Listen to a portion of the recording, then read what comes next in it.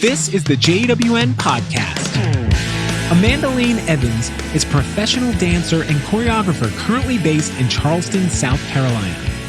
Besides dancing professionally, she's a dance instructor as well as a certified Barre and Yoga teacher. She's such an upbeat and positive self-proclaimed bunhead, and she provides an honest account of what it takes to become a professional dancer. I had so much fun talking with her. Here's my conversation with Amanda Lane Evans. Amanda, welcome to the podcast. Thanks for having me. I'm so excited. Well, it's fun that, I approached you about doing some photo work with me, like just because I wanted to get some fun stuff and switch some things up that I was shooting. And I was like, you know what? You are a perfect candidate of somebody who just really is expressive with your movement. And then I was like, you know what? Why not interview you as well and combine it all together? So I'm excited that you said yes, because I'm a fan. Thank you. And it's funny because dance is something that I never really paid attention to for forever. And then I married my wife. Loves dance. Mm-hmm. You know, she's very much a fan of dance. And so I never, before that, I just didn't think of it much. You know what I'm saying? Yeah. It's just a common experience. Well, it's passive to somebody. But it's like, you can say that about any art form. Yeah. Up until yesterday's inauguration, which I know you didn't watch because we discussed this a little bit. This is being recorded on Thursday. So, right. So yesterday was the inauguration, and there was a poem, the Youth Poet Laureate of America. This woman stole the show.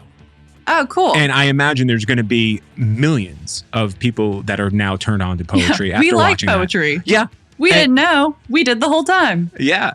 Well, I to explain how much goes into not just the words, because if you read poetry on paper, and that's how most of us are exposed to poetry, and you might hear a teacher recite it or something like that, but to see the person who wrote it perform it, and they're using their whole body to express, you can see them putting the emphasis in the right places, right, where they designed the poem to be, you're capturing the essence. It's a whole thing. How it was intended to be. Yeah. Very cool. But when I saw one of the dance troupes that you are, or is it troupe that you say, or dance? We say company. Company. I'm sorry. I should know that because I believe. We get a lot of team too, dance team. Yeah. Which is true, but we're a little pretentious about it. We're like, it's a company company of dancers. Yeah. I like it. But I saw the Unbound Ballet Project. I saw a performance of theirs, and it was so in your face, oh my gosh, you can really see the sweat. You can feel the wind of the people going by. It was a different experience than seeing something on a stage. It was and it opened my eyes up to how powerful it could be when you see it up close. So, yeah, and I think Crystal Wellman runs Unbound, obviously, and that's one of the things she does so well is make the experience immersive and accessible to people, because she's in a lot of ways a classicist. She wants to uphold the integrity of the art form and keep the discipline or the technique of it, but she also wants to evolve with the times and make it intriguing to people in our day and age, especially in Charleston, where we're a lot of party, we're a lot of, I don't know, we drink and we go to the beach and we like art, but we like it combined with other elements. So she creates these productions where I think the choreography is excellent, and she collaborates with other artists, but she does it in a way that allows people to feel like they're a part of it. The first thing that I did with Unbound was this fundraiser called Gallivant, and we were at Suzanne Wells' art studio. I don't know if you were there. I was. Yeah. I took and pictures. Rest in peace to that beautiful space. Yeah. It's so cool. But, because we had the pictures. We were wearing these long color block skirts, and we were body painted up top. And so one aspect of it was very sophisticated and high art, but then the next piece was chicks in t-shirts and sneakers, and there were artists sketching the attendees, and people were drinking, and there was a DJ, and that's what Crystal does the best, is just collaborate with the whole community, and you build this amazing network. I probably met you through Crystal or through Probably. community, but we all know each other through each other. And then we have projects where like, oh, I can ask Joe to take pictures of it, or I can ask Crystal if she can choreograph something, or, we have videographers and musicians or whatever. And that's how you make art last, I think, in a city like this. Yeah. Well, when it becomes something that you experience and it becomes part of your life, like it's, think of your favorite song. For a lot of people, it's a song that meant something to them at a pivotal point in their life, right? And that's what art does. Like, it kind of helps you attach more than just a fleeting memory. What your mind remembers of a thing. It puts sound, or it puts motion. It just adds this third dimension of a feeling. And that's what the beauty of art is. Yeah. And if you can make something that resonates with someone, like they'll watch it and it'll kind of mirror an experience that they've had, then it's when you draw people in, right? They're attached to what you're doing. Even if it's, a different interpretation than yours, you're still feeling something because you're watching just steps. Like, steps and costumes done to music turns into a very unique experience for the people who watch it or the people who dance it, perform it.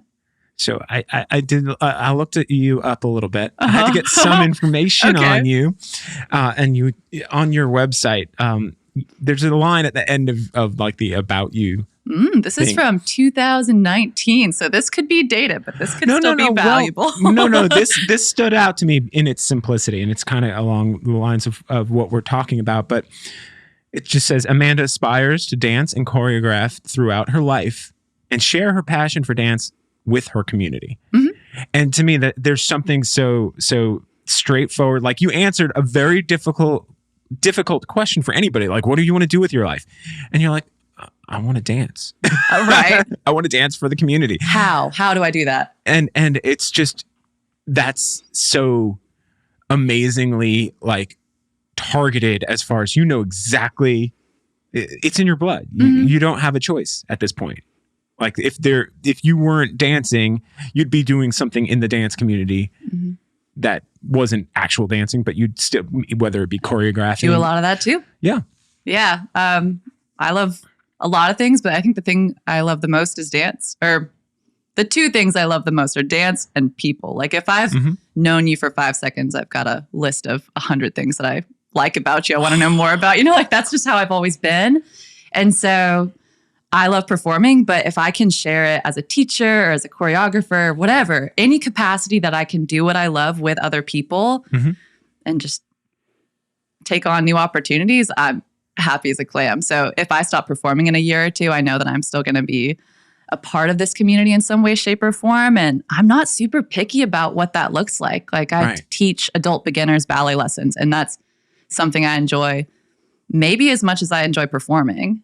And I love choreographing. I love just saying yes to weird things that I've never done before. Like, today I'm doing a podcast, and that scares the shit out of me, but I've never done it before. So I'm going to say, hell yeah, like, let's do it. Yeah. And I think that's been really valuable in Charleston, because you can't perform ballet like 48 weeks out of the year, like a lot of companies, where 16 weeks out of the year, and then maybe 4 more weeks for Spoleto if we do piccolo Spoleto or piccolo Spoleto. I always mispronounce that.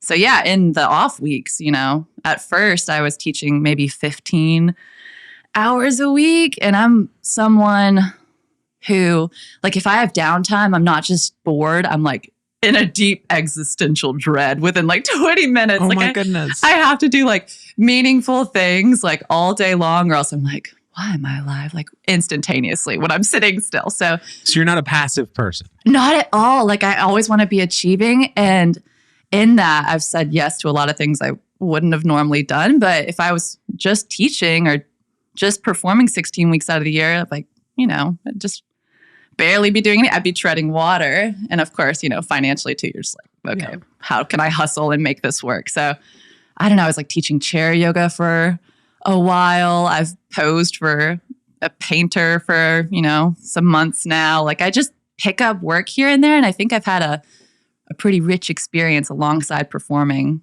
just in taking on whatever comes my way. So wait, hold on. But I just want to pause right there. The posing for a painter thing. Are you doing the traditional where you're holding a pose while they draw and sketch and then paint? Yes. Yeah. I am so confused by why that. I'm amazed by that because that's the traditional way that you would do a portrait. Like if you sat for a portrait, you sat for like days. It's so not fun. I can't emphasize enough how not fun it is. But at the end of those 2 or 3 hours, you look at what's been created. You're like, damn, you're like, that's really cool. And I found this man through a friend. He's like, his name's Douglas Ballantine. He's my friend's like second cousin or something like that. And he was just looking for someone to pose for drawings. And he compared it to like playing scales on a guitar, like just to have that practice. Yeah. And so I was like, okay, I've never had a problem like being in the nukes. A lot of it's nude. And I was just like, sure. Like I have a free hour or two, like most days. I was like, let's fill it up. And so now that's how most artists, that's their workout. Like I've done that. I've gone to, I met so many, the person who was on the episode 60, right? The episode that came out before this one, the interview, Amber, she's now a tattoo artist. But I met her through figure drawing. Oh, no way. I met her when she first came to Charleston. She was an artist and she came to draw and she also did some modeling for the figure drawing class. I call it a class. It wasn't really a class because there was no instruction, but yeah, there's like a whole figure drawing community here where you, right now it's all virtual. So it's kind of, but the thing that like in those situations, it makes sense because people will do timed drawings. They'll do like, you've got 2 minutes to draw a sketch of this person in this pose. Now you got 5 minutes. And like the longest you'd go is maybe 30 or 40 minutes in a pose. Whereas a painting, you're doing it for days. Yes. But here's what I don't understand. Why not just take a picture of the person in the pose? Now the light's never going to change. They're never going to move. And then you can fully... But I imagine it's not there's the same. Right. Hold on a second. I got to open up my Le Croix. All right. Sorry. I don't know. Tradition at this point. I feel the same way. Like we say company, we don't say team. We can't do the photo. We have to do the live model. And then maybe, the light hits different or you see the dimension more clearly. Well, maybe there's a challenge to the movement as well. Sure, because people are going to move no matter what. Oh, gosh. Still as they hold, they're going to breathe. So there's going to be movement. There's going to be changes. And the light's going to shift. The light's going to move. Because unless they're in a controlled space using the same light. True. If there's any natural light coming in, that's going to move. It's going to change. It's going to change color temperature. Yeah. I think that's why I make a good candidate to pose is that maybe through yoga, through ballet, doing Swan Lake, you like stand still for 15 minutes after dancing and sweating, and then you're just rigid in one pose while someone else dances. So you get used to the discomfort of holding something for longer than you'd like. And so I sit there and I think we did like 35 minutes of just this twisted pose yesterday. And I had, it's going to sound really bizarre, a towel on my head because he likes the way that the towel wrinkles and like cascades. There's something specific about the towel that he finds visually pleasing. So then I've got my head crooked to one side. I've got a herniated disc in my neck. I'm, just kind of adjusting my chin in and out of the position. But you would think, for 5 minutes, you're like, it's no big deal. Within 2 minutes, you're like creaking. You feel like a tin man, and then 35 more minutes go by. Is it like a meditative thing for you? Are you able to like make use of that stillness? Yeah. Yesterday was doing it and I was going over how to speak for this podcast. I was rehearsing, like, here's where I could, maybe talk about Crystal and Unbound Ballet. I was rehearsing things I could say, but sometimes if I get desperate, I do just start counting the minutes. I go 1 through 60, 2 through 60. And doesn't that make time go slower? Yes, absolutely. But you're that's like 1, 2, 3. And then like 20 seconds later, 1. Oh, the neck. 2. Oh, the back. Yes. Yeah, that's true. Wow. That sounds unbelievably dedicated. It's nice because it's 1 or 2 or 3 hours of the day where I'm still and I'm quiet. And I'm not good at either of those things. Right. Like we talked about. Now, if you could be still and quiet in a comfortable position, that's one thing. At rest. Yeah, that would be ideal. If you were just making an RBF and just sitting like slouched in a chair, I think we could all do that. What about one where I'm laid down all the way? Yeah.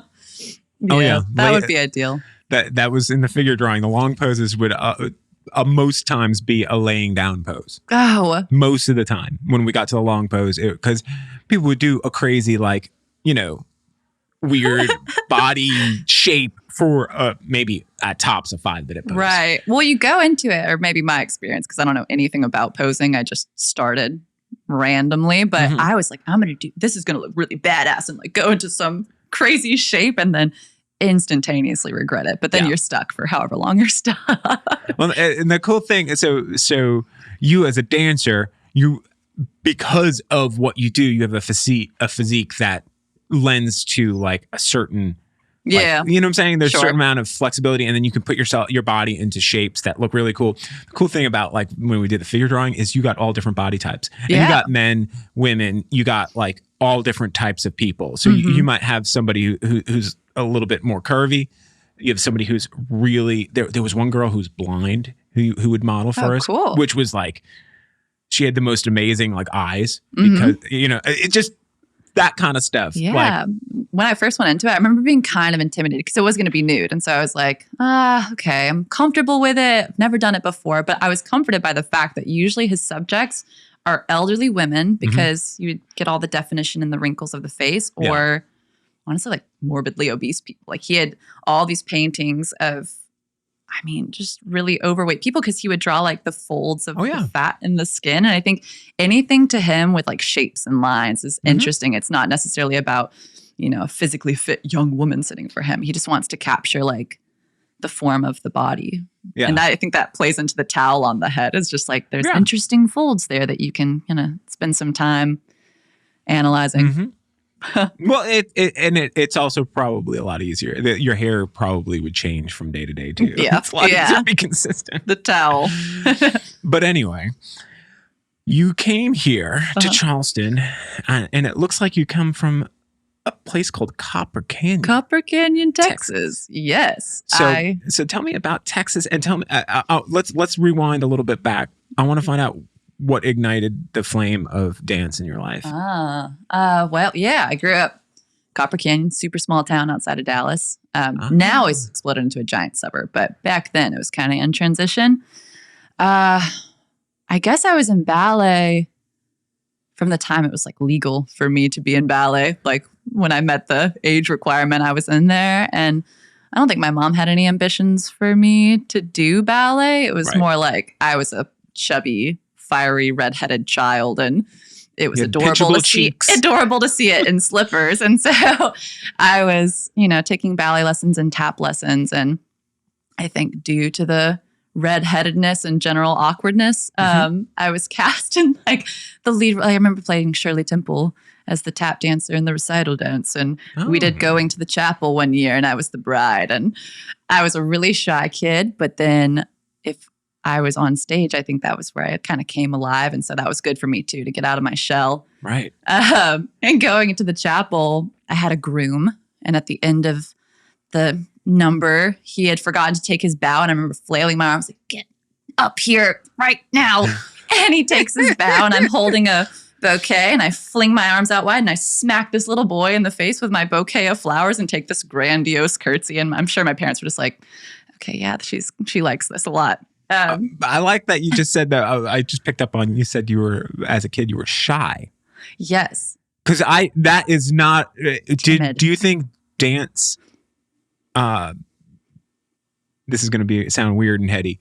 Do you think because of your love of dance brought you out of your shell, and now that you're obsessed with dance, I don't see you as shy at all. Like that would never be like a quality I would assign to you. Yeah. But do you think because of your love of dance that you're just now always experiencing all of that in the world? Like you're no longer in a shell at all because you're just out there? Not in a shell at all. Yeah, I'm very, very unshy now. But I don't know. I think maybe dance kept me timid in the studio for a long time because it's very disciplined and not very individualistic necessarily, at least classical ballet. You've got modern and jazz, which are way more expressive and, fiery. But I don't know, maybe college, I came out of my shell a little bit, like starting to choreograph, and I don't know, even just like making friends outside of the ballet world. Because,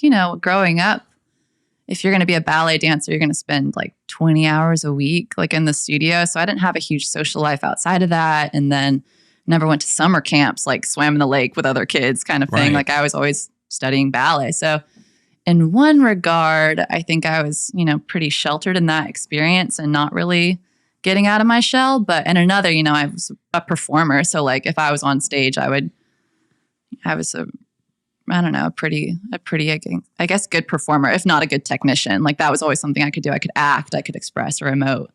But it was kind of contained in that environment. So I wasn't really as outgoing or as I am now until after college. I think I gained some confidence in Charleston, like just taking on work that I didn't feel qualified to do and being like, oh, okay, I can do this. I can talk to people. I can network. It just took a little bit of nudging for me in particular. And now I'm like, I can't shut my mouth. Like I am making up for lost time now a little bit. Well, it's an interesting thing because I think there are a lot of creatives and artists that do struggle with normal. You know what I'm saying? Yeah. With the outside of their creativity of kind of dealing with life. Yeah. And that's part of why they need that creativity in their life, because that's their way of connecting with other people. Gosh, yeah. But it's not entirely true across the board, obviously. But you definitely, it's interesting to hear that you used to be more kind of to yourself or shy. Yeah, like fragile almost. Like really? Yeah. And it's so funny because I don't know you as that person. So I'm trying to imagine you as somebody who is not this outgoing. Here's my like elevator pitch, not even elevator, like one sentence pitch of you. You walk into a room and you immediately turn the happiness up. You know what I'm saying? You brighten it, like the lights get lighter when you walk into a room. You're one of those people that brighten up a place. That's so nice to hear. When you walk in. Thanks. You're just so friendly and outgoing to people, and you just make everyone feel like they're your best friend. Yeah. Gosh, it makes me frustrated when I walk into a quiet room when it's like full of people. I'm like, let's get it going, y'all. Like, come on. But now I think I have a hard time like turning off the performance. Like, because when I'm around people, I'm always like, I don't know, maybe like a campaigner type of person or an entertainer kind of person. Right. So then I'm like, if I'm not doing that, I'm like, I don't know. Definitely a shtick. So let's go back to what I'm sorry, I didn't mean to derail you too much. Digress. So you're back, so you're in school as a child. Yes. And yeah. So you discover this whole thing. Was there a moment when it clicked, or was it just from doing it for so long that you just grew into loving it? Like, how did that kind of become something that you can't live without? A little bit of both of those things. I think I always loved it more than anything else. Like I would dabble in tennis, or I would dabble in taking piano lessons from my grandma, and those things were always fine, but I didn't feel like I had to succeed in them, or like I just needed to do it more. And ballet, I always wanted to do more. Like I couldn't say no to anything. I just wanted more and more and more.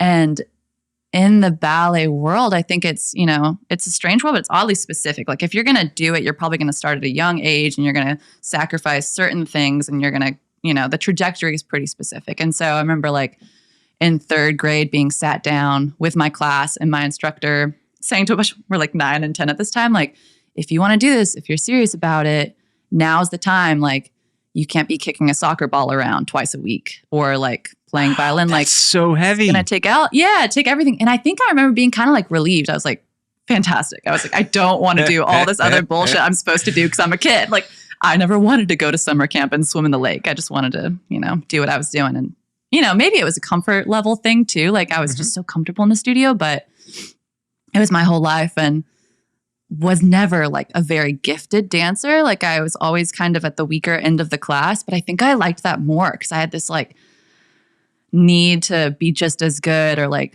to succeed even though I wasn't supposed to. Like I had a hip injury when I was in middle school, like a torn labrum or like an impingement in my hip. And the doctor was just straight up like, probably don't do ballet. Like you're just always going to be in pain, and like you're never going to have call it external rotation. Like you're never going to have any more external rotation than you have. And I've got like a third of what you should have to be a classical dancer. But I was like I said, I can perform. Like I love the other aspects of dancing. And, you know, I always got by without having the rotation that I needed or like the feet or, you know, there's such specific things about your body. Yeah. It's are ideal for ballet. So it's definitely a combination of, you know, the art form choosing you over you choosing the art form for a lot of people. You know, there's some people who just don't have the body. I mean, I know exactly. I could never do it. Yeah. I've never been flexible in my. I don't think in my life I've ever been flexible. And even when I was a kid, I don't. There's just things I'm like. I look at people do, and I'm like, well, I can't. I don't think I could ever do that. I don't know if it's just a physiological thing in my bone structure, but my legs just don't go certain ways. I mean, your muscles can stretch, obviously, some more than others, but if it's a mobility issue, like your joints, there's not a lot you can do. And, you know, I had a lot of those restrictions, but you overcame it because you chose it over it choosing you. Yeah. Which is so inspiring. I've always felt like I just barely snuck into every opportunity that I got. I was like, I just barely made it into summer intensives, barely made it into college. And then, you know, you feel that way enough and you're like, okay, maybe I've got some stake in the game here. Wow. And still, I think I'll never not be surprised when I'm asked to perform for a company or asked to choreograph or whatever. I'm always just like, if you trust me to do that for you, I'll do my best. But it's not until like there's a finished product I'm like, oh, okay, like we succeeded at that. That was good. I mean, I would imagine part of what maybe people are seeing in you is that you have that extra drive. You know what I'm saying? You've had to overcome to get to a level that somebody who is naturally gifted with the abilities as far as like mobility and all those things we just discussed. Yeah. You've had to overcome that. So it gives you a little bit more drive, I would think. And some more joy in doing it too. Like if not the drive, I'm just like so grateful, like just happy to be doing anything. So if I'm doing something small, I'm like, I made it. Or if I'm doing something huge, I'm, you know, usually more intimidated than I am happy at first. Yeah. Like, why am I here? But then, you know, you just like take what you can get and all of it's excellent. To be asked to do anything creative, I think is such an honor and, you know, just built something of a little life out here in Charleston. And, you know, have you always had this sense of gratitude? Because it's very refreshing. I don't know. I mean, I think now more than ever, because I mean, maybe even due to like COVID, like just because we had to all step back and stand still. If I was getting ungrateful the year before or like to only be dancing 16 weeks out of the year for my ballet contract, like those feelings have all vanished. I'm like, if I have work for a day, I'm like, it's another day I get to do what I love. Wow, so that's a good day. And that's just coming from not being able to work for 3 or 4 months in the summer. It's like, oh, I really need to be doing what I've been doing. Yeah. Or else not I fall apart, but I just stagnate. Like I feel like depressed, going back bummed to out. what you said, like your personality is you need to be achieving. You're not passive. But although you're learning through your posing for this painter, you're learning how to slow down. It seems like everything kind of balances the other things out. It's cool because the good part about life in Charleston is that I'm not solely devoted to classical ballet. Like I've been pushed outside of that box to taking other opportunities. So now I'm like, you know, 16 weeks out of the year, I do that. And then I do Unbound and that's contemporary work. And then I teach yoga and teach ballet to all different ages and abilities. And, you know, all those things have been really valuable to me. And if, that's so cool. Made life a little fuller. It's kind of cool. I feel like you've probably had the same experience just like with photography and taking, you know, different experiences as they come in the creative world. I think, especially if you come at, you've done this since you can probably remember. Yeah, it's all for the most part. I came into photography later in life. Okay. And so I came at it with a totally different, but I had always done something creative throughout my life. But I came into photography with a totally like, you know what I'm saying? Like you have that beginner's mindset, like that amateur where love as far as like you're just open to try anything and do everything. And then you start to whittle it down. And you get to the point where you're like, okay, now I know exactly what I like to do and what I want to do. And then you can focus on those things. So going back to your foundation. Oh yeah. Because you mentioned that your mom... I do jump around quite a bit. No, that's okay. No, this is a conversation. Your mom, you said, just kind of put you in ballet kind of as an afterthought, just something to kind of, because you look cute. Yeah. What kind of what were your parents like? What did they do? What kind of influence did they have creatively? My mom, I don't know. I don't think she would call herself a creative person at all. Really? She's got a lot of amazing qualities, but not a ton of creative itch. My dad is a musician, so he plays guitar and he produces music, and he might have been more of that influence, but both of my parents were very oddly supportive, because I think both of them knew the whole time that I probably wasn't going to do it professionally.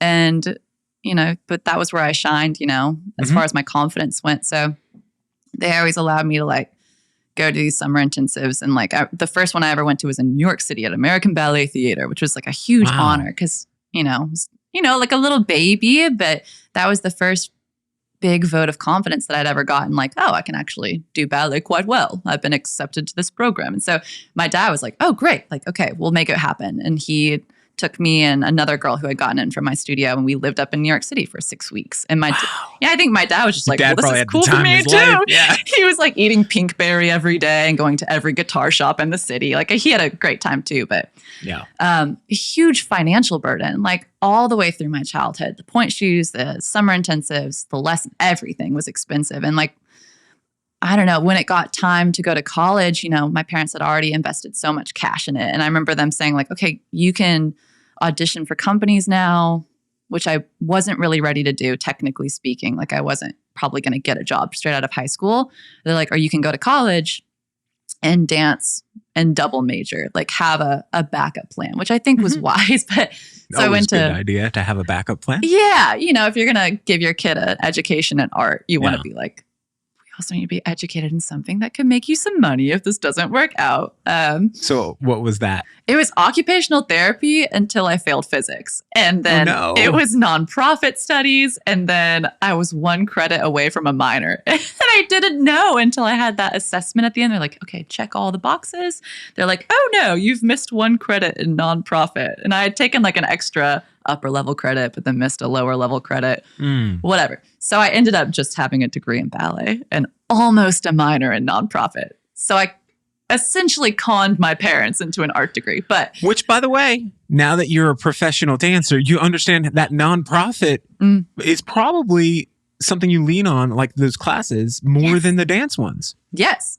In some ways, yes. I can write a grant too. So I've, Crystal and I have had conversations about incorporating Unbound, and it's like, maybe we could get you some money from the city. So it could be valuable, and if I ever wanted to start a company or a studio and have some chops, but.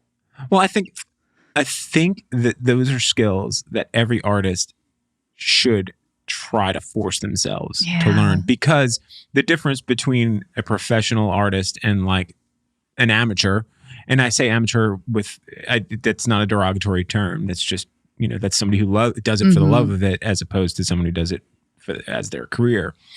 But the difference is being able to monetize it, being able to make a living off of it. And without those skills, most artists are gig workers, basically. They're sole proprietors of their own business. That's kind of where I am right now. Like I'm in this time where I'm like, I don't own anything. I'm basically a contractor for most of the work that I do. I'm like, I can make this work right now. I'm like 25, just getting by with the seat of my pants. But, at some point you have to make a life out of it, make something stable, and that's when you have to think about like you said, monetizing it. Well, that's all that education will start. You start leaning on it like immensely. Like when I went back to college, this is still a long time ago, but I went, I was a musician. I was a professional punk rocker. Uh-huh. And that was my life. But then I realized I can't like support a family off of that. I'm never going to be Green Day.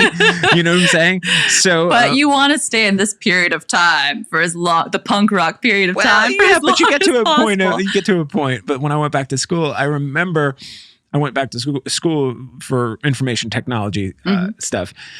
But I had to take all these other classes as well. And the business classes I took were the most valuable classes I have ever taken. Yep. Because I still lean on those today.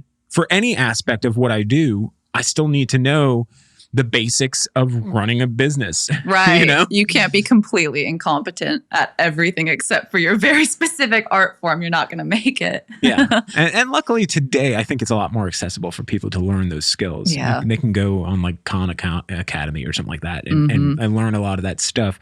But people probably just need to be told, hey, it's going to be boring right now until you need it. Then it becomes extremely interesting. Yeah. Yeah. Yeah, that's pretty cool. So, all right. So you're in, you're doing all these things. As far as you've been opened up into this world of dance, you're full in.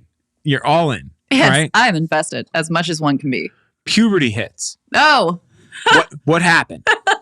Because that's a hard pivot because that's. A lot of people probably were on the same path as you. That's and hilarious. then like puberty hits and you're like, well, fuck this.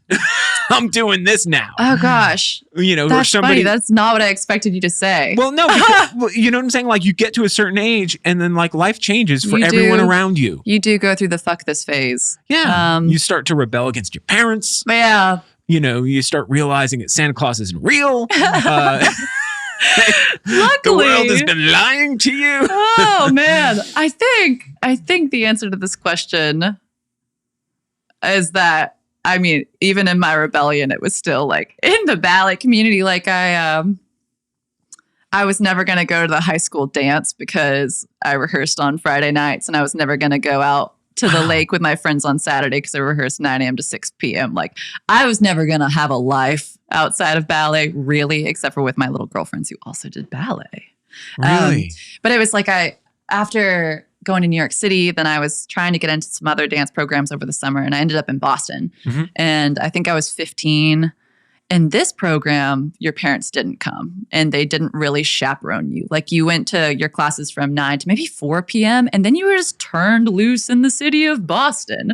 And so I think there I was like, oh, I'm experiencing independence for the first time. And so, you know, you are rowdy in the evenings and, you know, we're still a bunch of bunhead little girls. So we're not getting into a ton of trouble, but you're like tasting sweet freedom for the first time. And wow. I remember my dad saying like, you came home that summer and I knew like you just weren't the same. Like you were just not going to be told that you couldn't go to your friend's house or whatever. And then I got my driver's license and I've always been pretty free spirited and independent. But at the same time, not wanting to go get drunk and have sex kind of free spirited. Yeah. I just wanted to like spend time with people. Yeah. I was always pretty straight laced.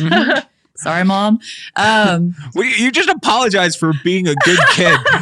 Sorry, Mom, I wasn't a fuck up. I wasn't partying on the weekend in high school. But did you? All right. So during that time when you were in Boston, did you lose any dancers to the to the freedom? Some kids got kicked out. Yeah. Some kids get kicked out of every summer intensive. It's a pretty tight ship.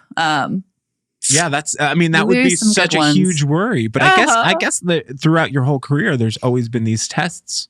Yeah, you know, you get weeded out. Yeah, and more, like in college, you know, you go in, you've got I think 40 people in our major. And the first year, it's like being a biochem major. Like the first year kind of weeds out the people that don't really want it. But yeah, college I think is everyone's true test because that's when everyone's partying by then. Like if you were a goody two shoes in high school, you go to college and you're like, not anymore. Like, I don't know if you even have that option as an art major. You said you're a music major? Oh no, I was never a music major. No. I went to the first pass at college. I went for fine art. And that was, I didn't even last a semester. I was like, screw all these people. I was so turned off by the other students. Oh, actually not fine art. I'm sorry. It was graphic design. My bad. In what way were you turned off? I'm curious. There was just an air of pretension. Okay. Yeah. And sure. it probably was more me in retrospect. Depending on how you look at it. Like, because I was also still a musician at that point and still playing in punk bands. And that was my whole world. And like all these people. And I was just like, fuck the man. And meanwhile, and so I was probably being too cool for the room. And so in retrospect, it wasn't them, it was me. I wasn't ready for it. I wasn't mature enough. I get that. But I digress. Oh, thank you. But no. I was going to say, I feel like the fine arts kids were the kid, like no one partied harder than the fraternity brothers, except for the kids in the arts program, and especially like drama and dance. So and it too, maybe it's because like we're so tightly strung during the week, like slick hair, pink tights. Yeah. You're agonizing over every detail of your physical self like all day long. So on the weekends, you're like getting plastered with your friends. And if coming from my high school experience, I was like, this is insane. And I was still kind of judgy about everything too. I had probably had a similar experience where I was like, just had never been in an environment like that. So I was like, my way's better. And, but I was still getting drunk because that's, I don't know. Sorry, Mom. Sorry, Mom. So I was like having all these new experiences, and that might have been more like my quote unquote puberty was in college when, late bloomer. I've heard that about dancers. Yeah. Before that, you guys are late bloomers because you spend so much of your formative years just working full time. And I think that's why maybe kids wild out as much as they do when they get to college in that context. Does it kind of coincide when you start to, because there's a fine time limit on a lot of professional dancers. And like, and maybe that something that you've overcome, obviously, from what you've described. But I imagine that the physical aspect, when your body fully matures, when you're in your early 20s or so, I imagine at that point, that combined with the wilding out, you're going to drop most people in the dance community are going to not go on to become professional dancers because of those things. Yeah, I want to say like a quarter of the people who okay. maybe closer to a half, but less than half probably go on and have professional careers. And there's all different factors that play into that. Yeah. But there's so many factors, but it seems like it's so hard to get to that finish. Yeah. When I say, and there's never a finish line, but to get to the point where you can say, I'm a professional dancer. Yeah. Like that. It's amazing to me how much effort and how much sacrifice goes into that, and how friggin' I don't think there's a dollar amount that you could put on it that would be just, you know what I'm saying? Like I don't think I don't know how you would turn that into a thing where everyone goes, oh my gosh, these people are sacrificing this to give us this art. We need to make sure they're taken care of. Like, and we do that to a certain degree. Yeah. But not enough. I maybe have like a harsher, maybe a less artistic opinion on this. I'm like, if we packed stadiums full of people like football did, I could feel that way. But I'm like, we try to preserve something so classical and kind of antiquated, in our day and age. And then we're surprised when we don't have the funding or we don't have, Yeah, but I've seen Lady Gaga in concert, and most of her show is dancers, professional dancers with her. So if you're, but that's the thing. People don't go to a Lady Gaga concert and say, I'm going to see the dancers. Right. They're going to say, but dance is such a huge part of it. Mm-hmm. And I think people, especially ballet, like ballet's brought in to pop culture in like these kind of niche ways. Like we'll be in a Kanye West music video. Remember the West video that came out and there were all these like ballerinas running around and he was like playing a piano, I think. It was very bizarre, but it was like ballet's sexy now.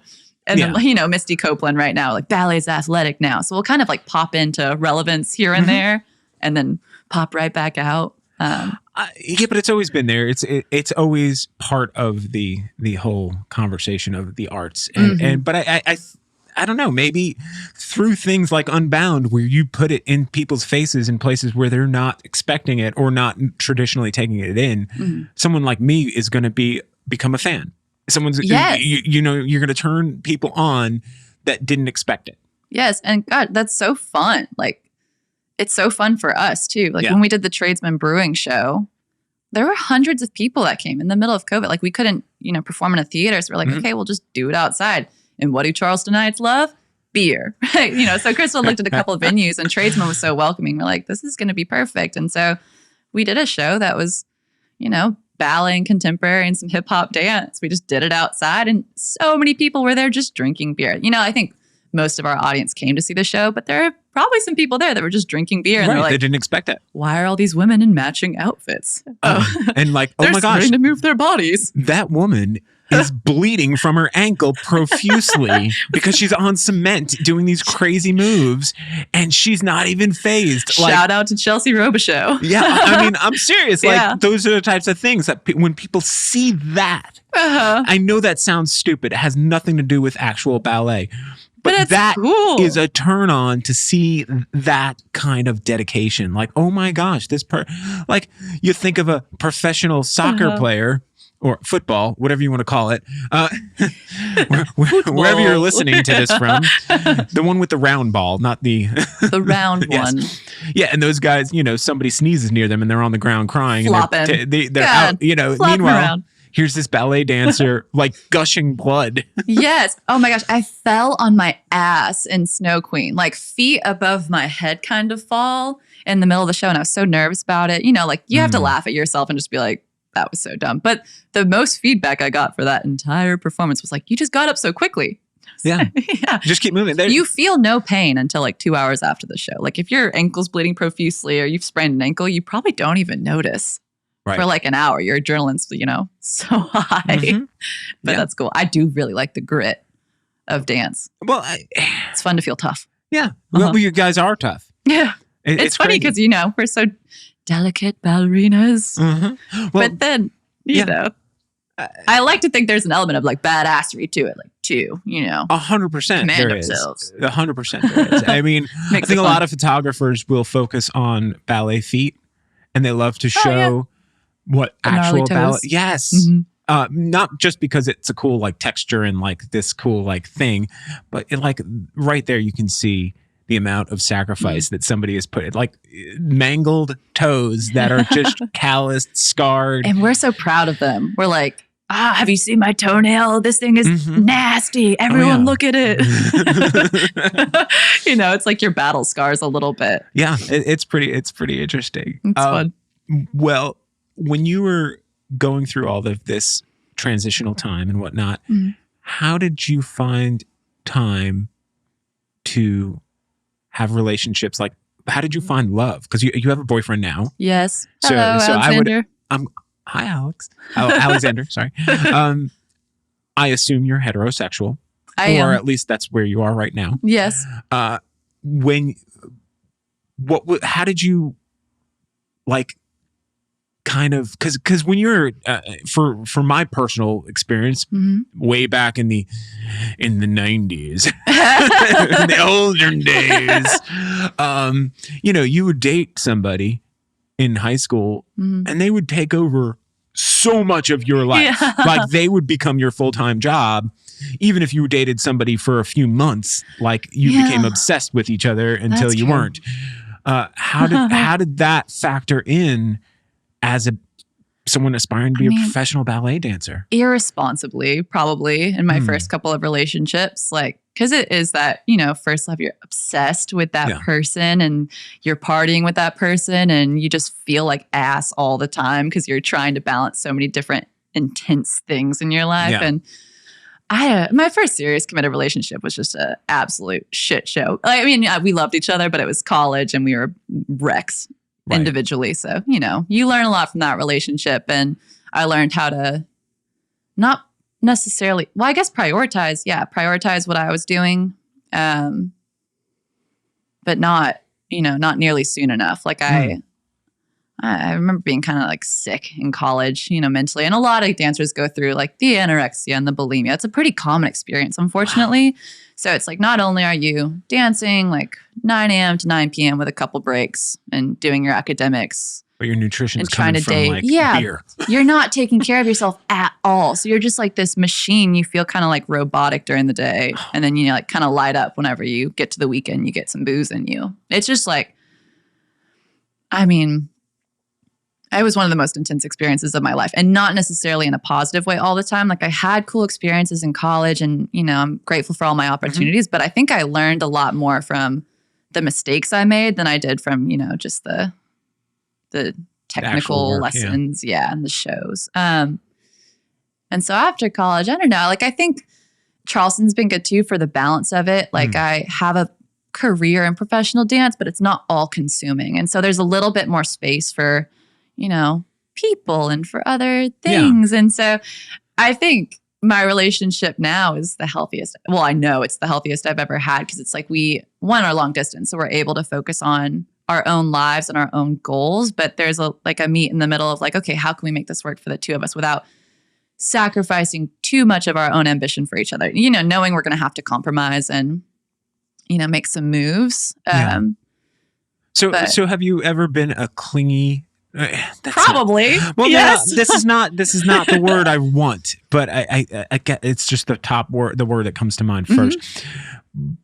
But when I say clingy, I don't mean like a clingy girlfriend. I mean clingy as in like you're obsessed with this person. You need to be around them all the time. Yeah. You've never been that person. You've always been very independent, or? Oh, I've definitely been that person. So there's parts of me that are independent and freewheeling, but then I think, my biggest mistake was like thinking that someone else was responsible for making me a healthy person. Like they would take care of me. Like if I was falling apart and I was exhausted and I was kind of mentally unstable, honestly, then, it was that person's job.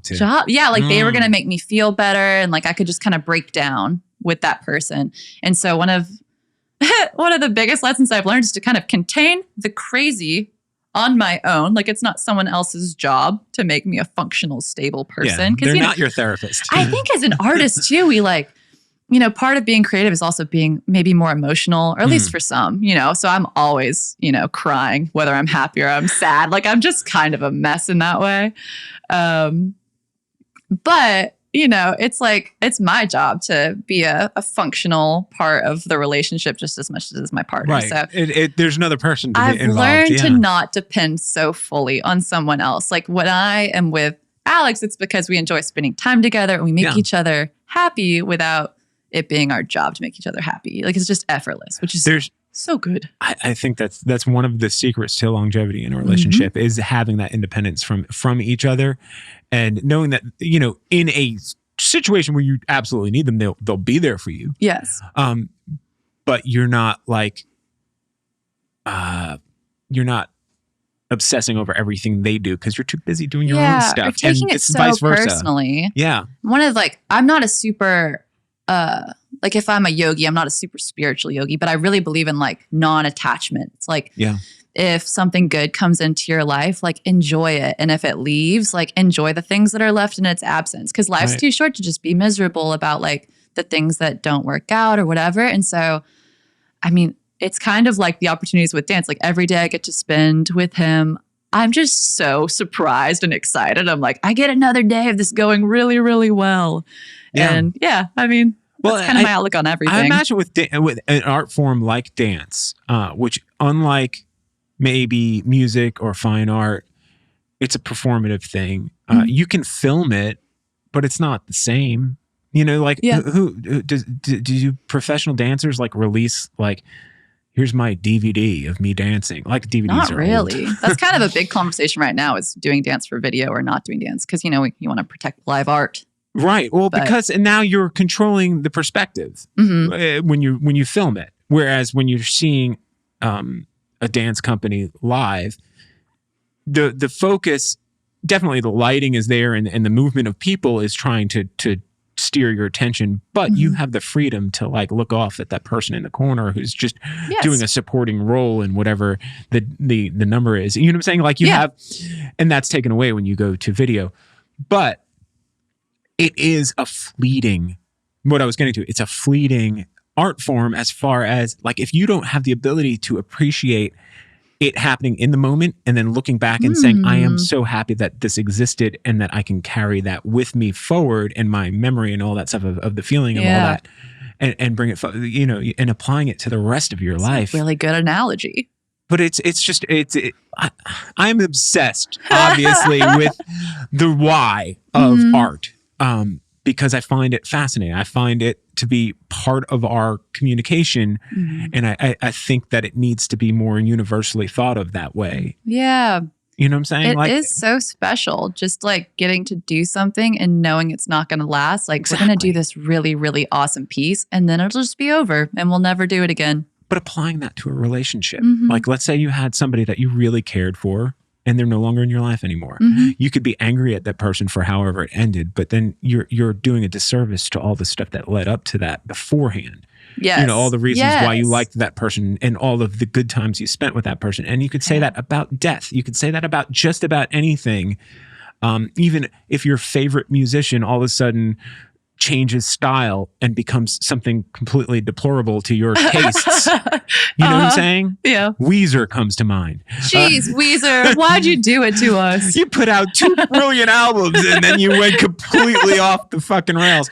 But I'm saying, like, but I can look back, or I'll use Weezer as an example. Like they can never take away those 2 albums that I love, and I will never not love those 2 albums, no matter how crazy.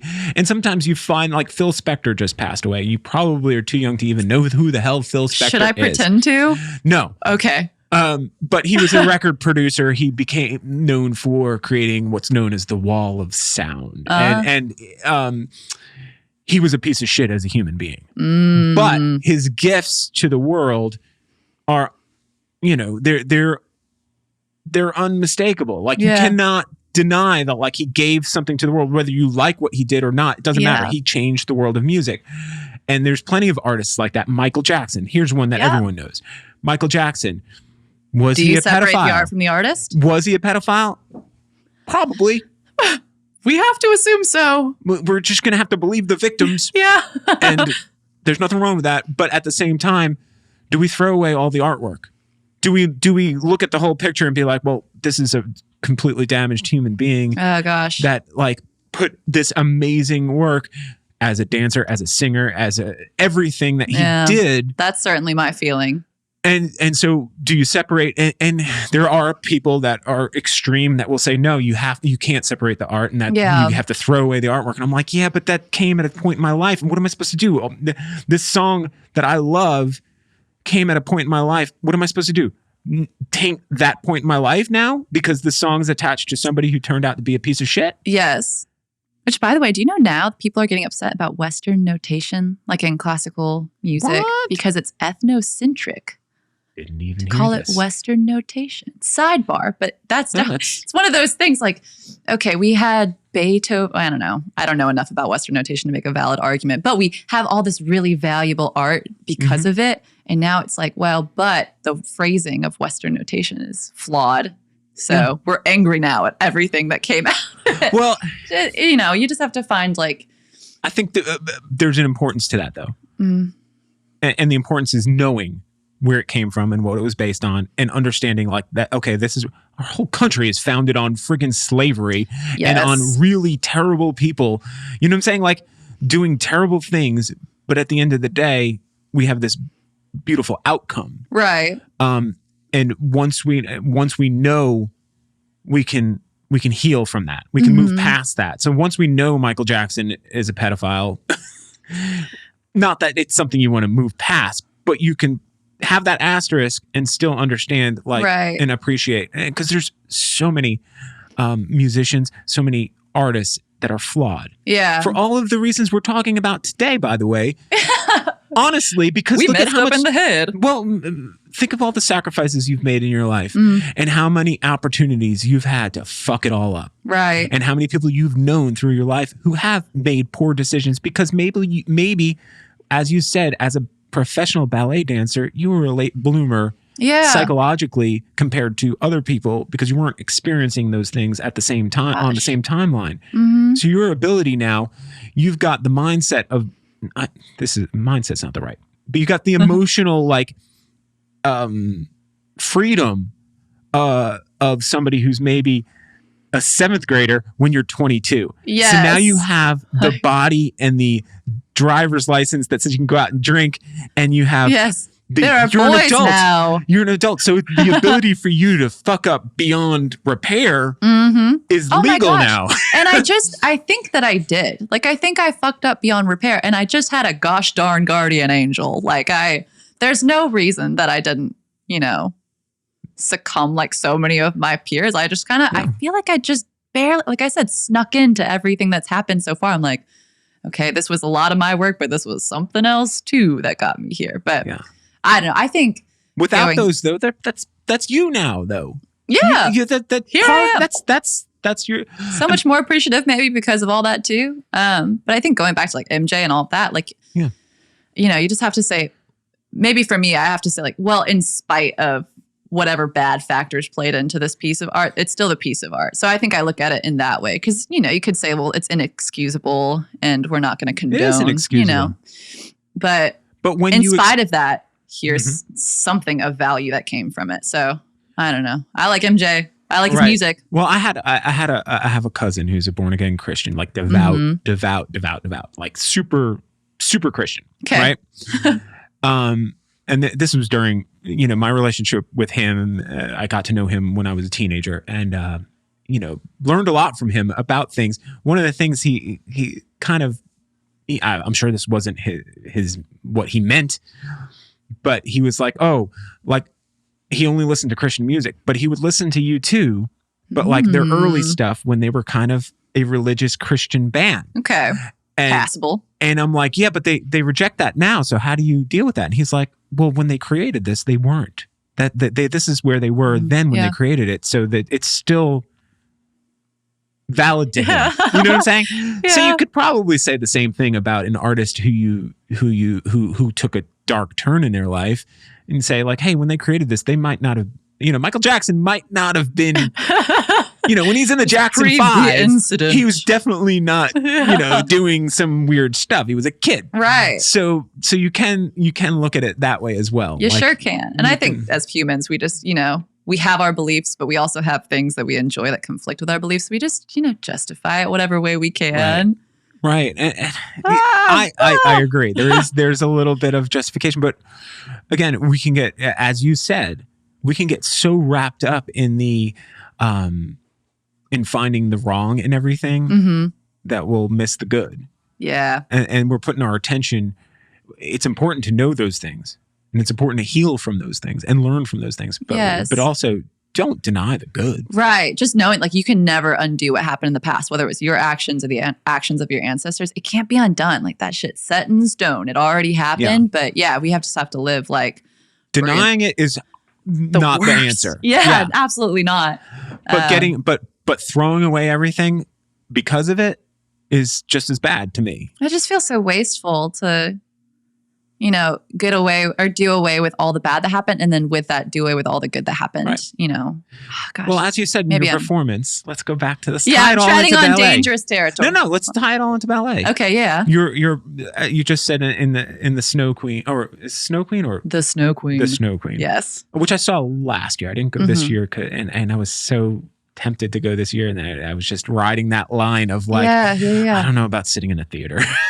Yes. But and it's that's not a judgment on anyone who does it. It's just where I am. But I've seen the performance before. Sure. But as you were saying, sorry, I'm going off. I want to get to my point, which was while you were doing that performance, you fell once. Oh, yeah. The whole show wasn't ruined because you fell. No. And as you said, people pointed out to you, like, they were amazed at how fast you recovered and whatnot. But imagine if you said, like, no, the whole performance, everybody involved in the performance for that particular performance for that show on that day, no, it was garbage because Amanda fell once. On the flip side, I think audiences like a good fall. Well, they go to NASCAR for that, You're always like, whoa. Wow. Yeah. People go to see hockey because they're expecting a fight. If you spaced out during the 10-minute core section of Swan Lake, someone falls, you're like, oh, I'm back in it. Well, but what I'm saying is that mistake does not define the whole performance. I think I fell one time and came off stage and cried. And then I was like, that's just, it didn't, again, it's already happened. It's not going to change it. So now I come off stage and I have a good laugh and I move on. I think it's important for anyone to recognize that too. Yeah. I try to, maintain a certain level of respect where I'm not like throwing away, like I'm not laughing at it in the sense that I'm just like, oh, who gives a shit? But you can't cry about it either. It happened. Every professional no one really is cared. going to make mistakes, whether they're in the performance itself or in their life. And you can't throw away the good because of those mistakes. Yeah. Unless, of course, they're like doing really evil stuff. But right. I think, the line is like when it affects other people. Yeah. If you, fuck up, something affects you, that's bad. But if it starts to affect others, but that's why we that's why we bring in Michael Jackson though, because it's the ultimate thought experiment of like, here is the guy, probably one of the most influential and famous pop musicians ever, and doing one of the most unforgivable crimes, horrific, ever. Yeah. So. You know what I'm saying? You've got these super far extremes. So trying to figure out how to handle that. Yes. And I'm always like giving people the benefit of the doubt, maybe too much. I'm like, what happened to him? Why? And how in the world did he end up like that? Yeah. But when somebody flubs and makes a mistake, goes through their life. Gosh. Yeah. That's a different story. We do live in this world now. Like, there have been people who've been canceled that probably shouldn't have. Yeah. What's his name? I don't want to. Maybe bring up specific people is hard, but I'm thinking of Dave Chappelle. Dave Chappelle, did he get canceled? Oh, not really. His special where he he's like the last man standing, I think. He did a couple Netflix specials this past year. He does a couple Netflix specials when he wakes up in the morning. Yeah. Well, I heard him. I think he was on Rogan and he was saying like, I just do or maybe Kevin Hart was talking about him on Rogan. One of the two, but he was saying like, he just does a show whenever he needs some cash. Like if he has some bill to pay, like he can, sell out an audience just by announcing it that morning. Yeah. Like Dave Chappelle's going to do a show tonight, pays off his bills. Every time I've seen Dave Chappelle, I always say to my wife, we're never doing this again because of the pain in the ass it is. Yeah. From getting the ticket to showing up like hours early to go through the checkpoints to check your phone and all that stuff and the long lines. And it's such a thing. But then when it's done, you're like, that was awesome. Every time I've seen that guy, it's insane. Yes, I can imagine. But I think his point is like political correctness is going to kill comedy. So he's like, stop canceling people for being offensive. Like comedy is offensive. Well, but that's their job is to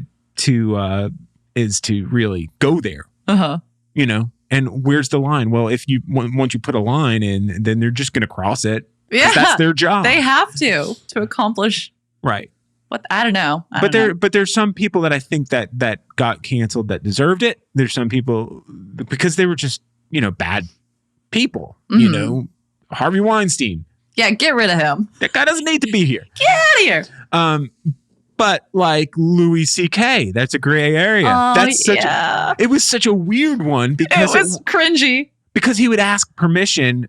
And it became that minutia of learning the example of like, hey, a person in power, even if they're asking permission, that person who is looking up to you is making a decision based on the fact of like your power. Yeah. And so they're not really making a decision of how they actually feel, but how they think they might get ahead. But you know what I'm saying? It's like there's this sticky one. It's so crazy. And to say like, oh, all right, well, this guy should be thrown out. And I'm like, I don't know. I think this conversation needs to go on. I'm with you. I'm like, if anything, I'm just like, I feel bad for Louis C.K. like in the first place that this is, why it's just really embarrassing for him. It's so embarrassing. It's really embarrassing. And like, did he do anything illegal? Like, I don't really know. I don't know. Yeah. I don't know. How poor Louis C.K. in my opinion, which maybe I'll, regret saying that, but. Well, we don't know all of the information, but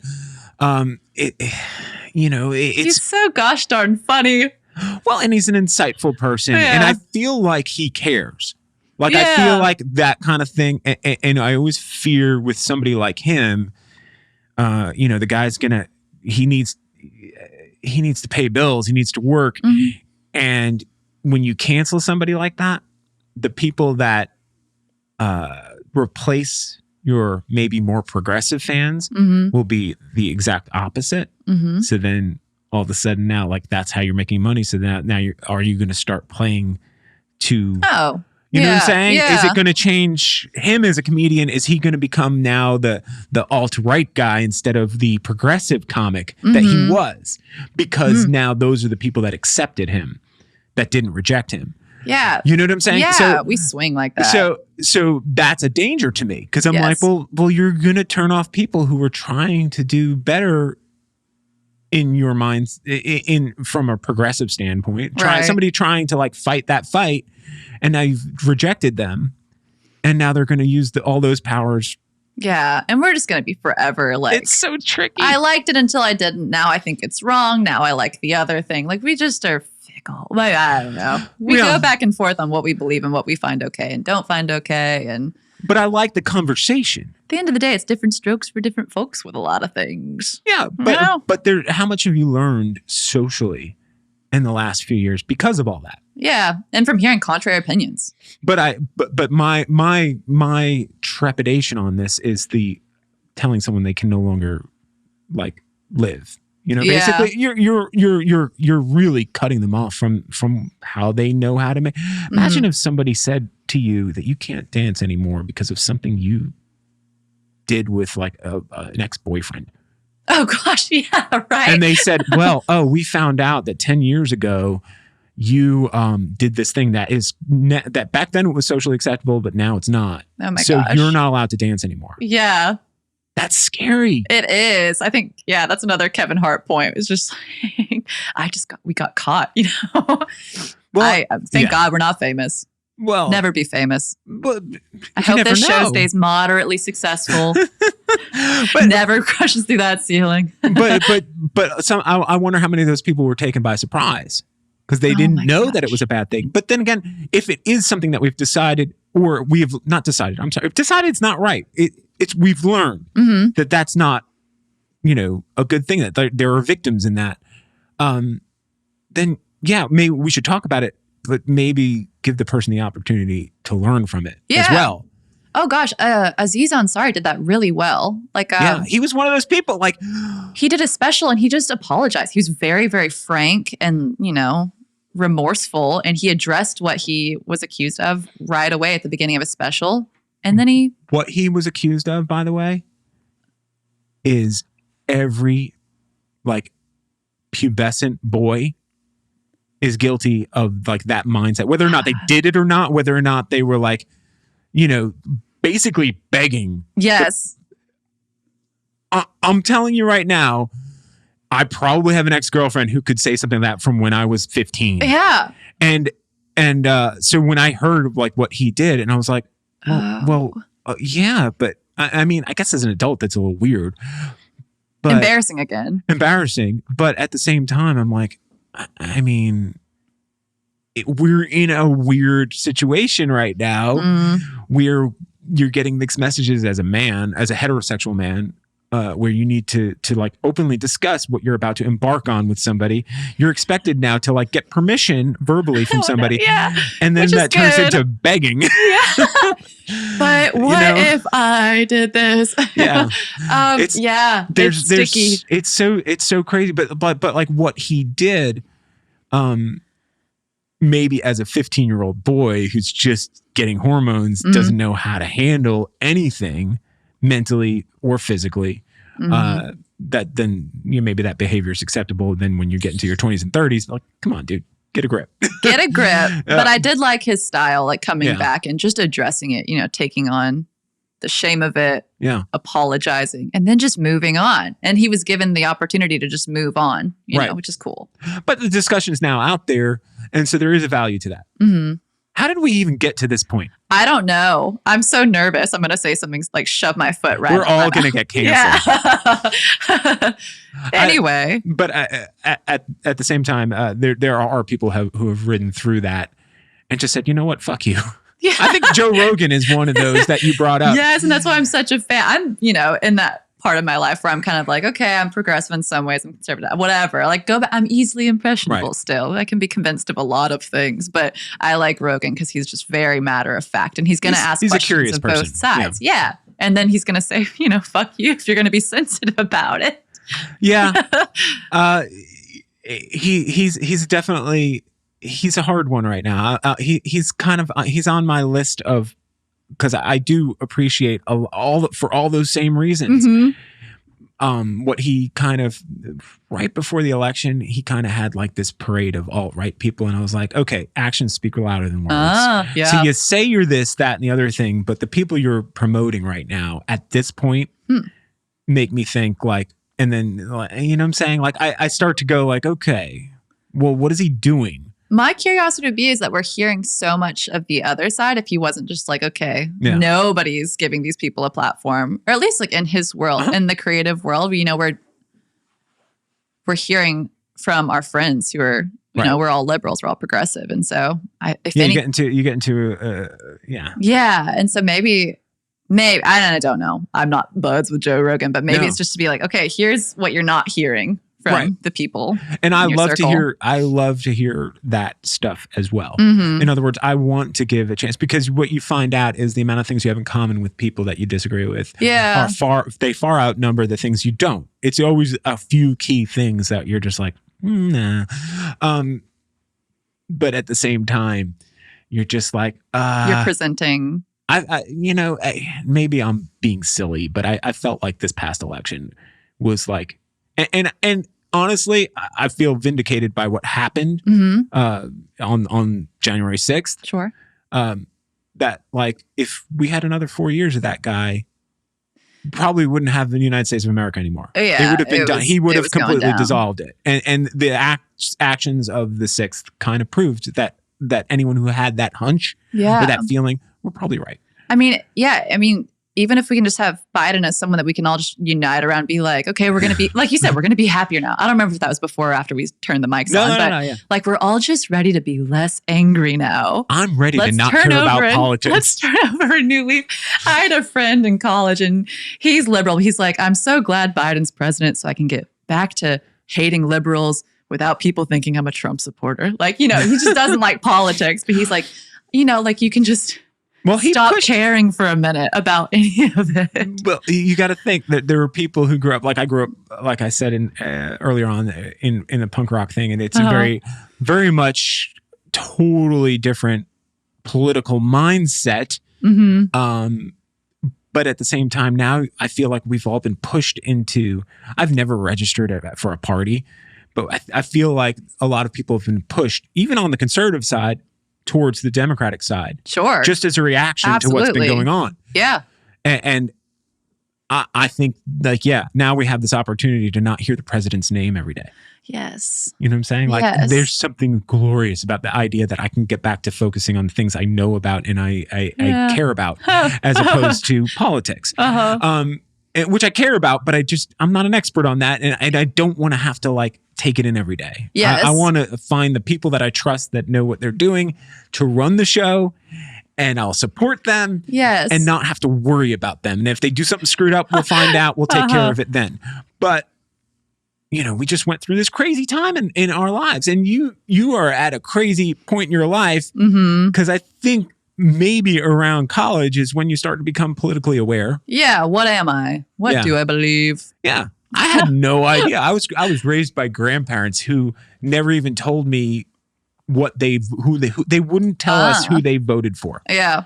Like in an election, they wouldn't say I voted for Reagan. They wouldn't say taboo. that. No, they would be like, no, it's very private. You don't tell people who you vote for. Right. I'm like, okay. Yeah. That's weird.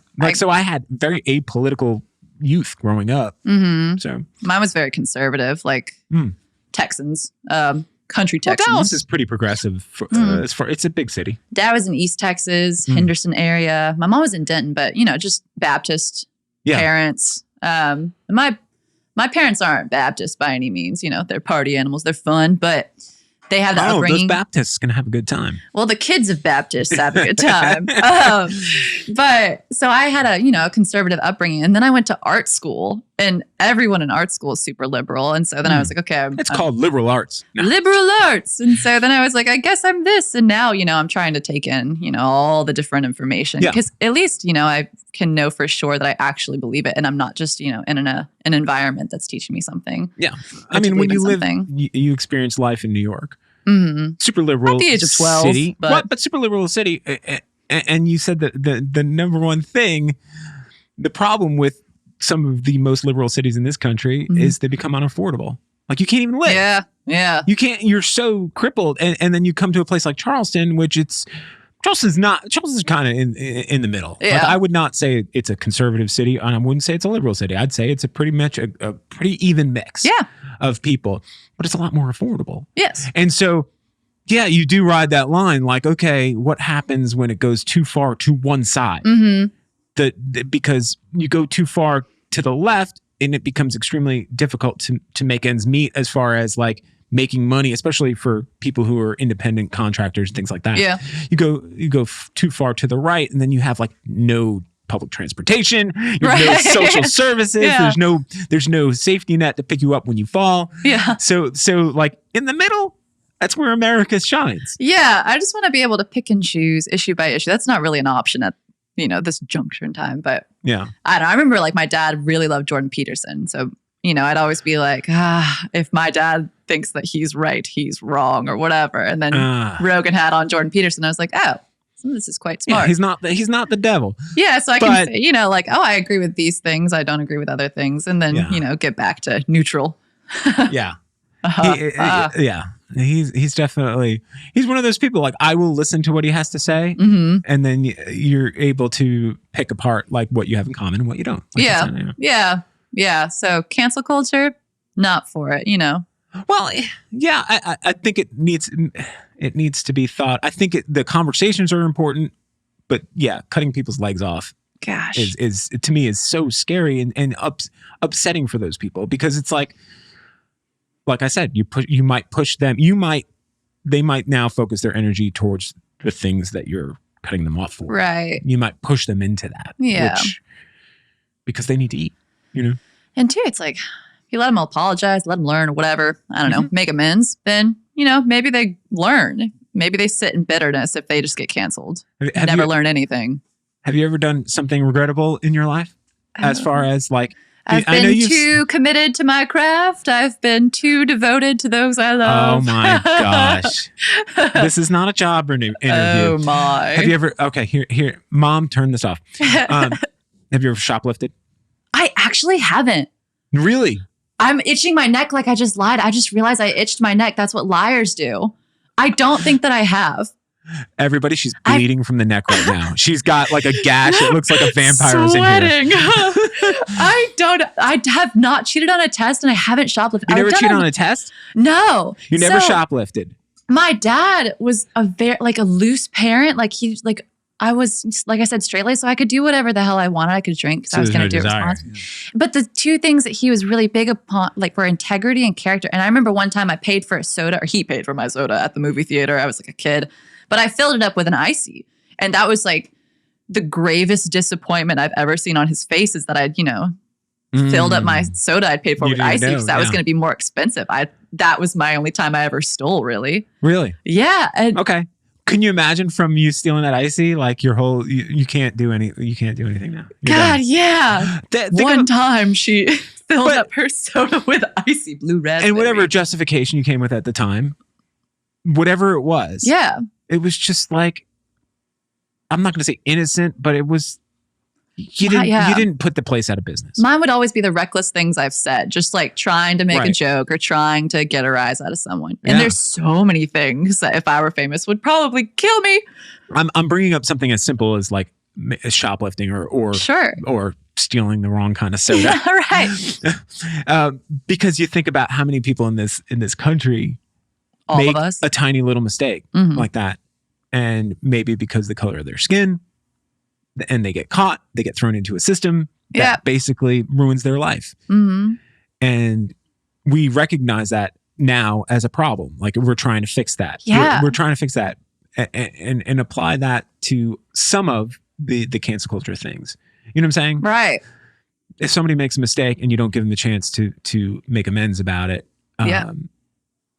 I mean, like some people already have the sentence Now, they have. obviously there's not systematic racism attached to the cancel culture thing. And so it's getting into so something different. really big here. Yeah, it's so different. I get it. Don't send me angry emails, people. I understand It's getting lofty. It's a terrible metaphor. But I think the idea is basically tiny little mistakes that people make or bad decisions, while they should have consequences, the consequences shouldn't be like, you know what I'm saying? Life altering. Right. They maybe giving them enough of a consequence where they learn their lesson, but taking away their livelihood. Right. You know? And that does tie in like the, black kid who sold weed in high school that's now got a crazy prison sentence. You know, it's kind of similar. And what happens to those kids? They get into the system and then they go. Then they're stuck. Then it repeats and it gets worse and worse and worse. Next thing you know, there's other crimes that get committed because now that's all they know. That's what they've been. And that's what I was talking about pushing like Louis C.K. to the alt-right, because those are the people that's now his community. Yeah. So instead of like having this conversation and then forgiving. Right. Have a little grace. Yeah. Again, there's a lot of nuance to this. Each one should be case by case. Sure. We've gotten ourselves into a lot of trouble. Yeah. But, positively reinforce good behaviors. Maybe we tie it up with something positive, Yeah. Have grace for people. We want justice, but we also want grace. We want justice, but we want it to be appropriate. Yeah. Yes. I would feel like the embarrassment of what Aziz Ansari went through is punishment enough.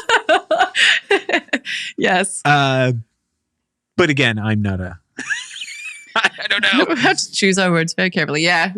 And I am a woman, but I'm sad. I just play one on TV. No. Just play one on TV. No. That's why I wore this red lipstick to remind you. But yeah, I think it's important that we have these conversations. I think it's important that we do understand our privilege also as people who steal soda and continue to live their life like nothing happened. Yes, God. And I'm so nervous talking about everything because I know the position I'm in. I'm like, I'm going to say the wrong thing. And it's, it's such a delicate subject. And yeah, but that's what I'm saying. If you say the wrong thing and someone corrects you, you shouldn't have your whole life taken away from you. You should be like, oh my God, I just learned something and I didn't quite look at it that way. I never saw it that way. And I find that having these kinds of conversations with people is so important. Yeah. Because it definitely opens your mind to, and as you're saying the things, you're thinking of like, how are people going to react to that? Yes. And the nervousness is all the more indication that it's a conversation that should be had. Like we have to challenge each other. But if anyone looks at you and thinks that there's anything mean or negative about you, going back to how this whole conversation started, you light up a room when you walk into it. If anyone is taking any kind of negativity from the fact that you have listened to the words of Jordan Peterson once and they're like, oh, we can't talk to her. She listened to Jordan Peterson once. Like, spend 3 seconds with Amanda and you'll understand how silly that sounds. Oh my gosh. Yeah. There's just such a blending of influences in every person too. Yeah. Yeah. And without, it's kind of like a Buddhist type of thing or even Christianity. There's this show on HBO right now, this Spanish from like Spain, but anyway, called 30 Coins. And it's it's like a religious thriller. Oh, it's steeped in in religion, but it's also like supernatural. It's so fun to watch. It's and it's got like elements of just like of like Spanish drama to it as well. So it's such an interesting thing, and it's all subtitled. So if you're into that kind of thing, it's on HBO Max or whatever. Check it out. But a theme they brought up on the last episode that aired as we record this was if God controls everything, why did he create evil? Yes. Good Omens. And the answer by Neil Gaiman. Yes. It's an even better reference. Yes. But the answer is you can't have light without dark. How would you know it's good if you didn't have evil? And how would you have the choice? Like the gift to humanity is free will. Yes. And if only good existed, how free is your will? Yes. And I've got a dad who's raised Baptist, and he writes music, like I said, and he had this song called Your Little Joke. And I, for my whole childhood, thought the song was about my mother. I was always like, I'm just not going to ask any questions. And then finally he was like, no, it's about God. Because, he was raised, Baptist culture, but he's like, but there's so much more complexity to the world that we live in. And he loves, like, he introduced me to Good Omens. And so he's got this hard rock and roll perception of God, but then also, the evangelical perception of God. But yeah, I mean, I like that in our day and age, like, we can explore everything. Like, we have access to so many different, schools of thought and outlook on the world. And I think it's easy to get lost in. Yeah. Sometimes, like, just in everyone else's opinions on things. But I think it's also so valuable to keep, like, giving yourself different nourishment from different sources that are going to teach you the other side of the coin. And, the 30 coin. The 30 coin. It's nice when you can all wrap it back up for the next. But yeah, I think that's really cool. I love this conversation that we had today. Thanks. We went someplace I had no plans on going. No. But we touched on so much that I did want to touch on that I'm glad that we went there. Yes. All right. Well, let's do Thanks for doing this with me. Well, let's do the whole reason that brought us together today. And let's shoot some pictures. But before we get to that, where can people find you? You have a website? I have a website from 2019. I would not recommend it to you. I've got an beautiful Instagram. Images on it. Yeah. What's your Instagram? It's at Mandalane. Okay. It is not very valuable either. You can see me and my friends. But that's out at night. That's the beauty of social media. Yes, it is. And the dance companies that you're still working with? Palmetto City Ballet. Check out our show Carnival of the Animals coming up in March. And Unbound, I'm sure we'll be throwing something together in the summer. Check out Unbound Ballet Project. Crystal Wellman. She's the boss. Yeah. Yeah. Thanks, Joe. Good fun.